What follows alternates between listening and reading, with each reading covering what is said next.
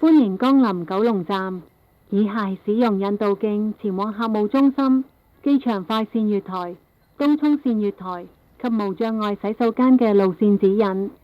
如要前往客務中心，請於閣下現時身處位置後轉，沿引導徑前行至第一個分叉口右轉，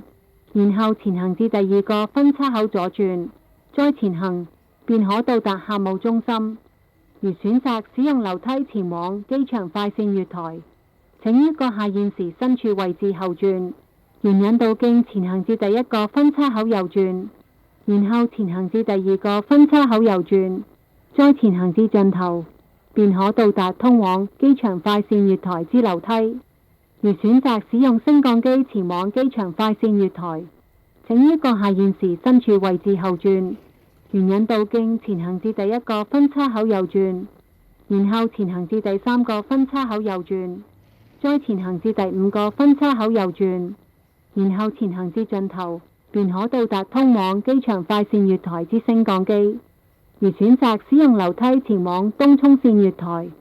請於閣下現時身處位置後轉，沿引導徑前行至第一個分叉口右轉，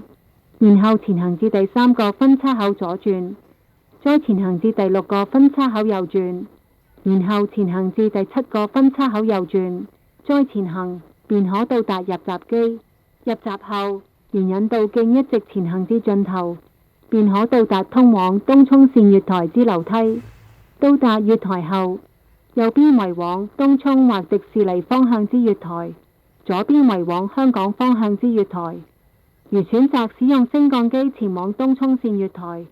請於閣下現時身處位置後轉，沿引導徑前行至第一個分叉口右轉，然後前行至第三個分叉口左轉，再前行至第五個分叉口左轉，然後前行便可到達入閘機。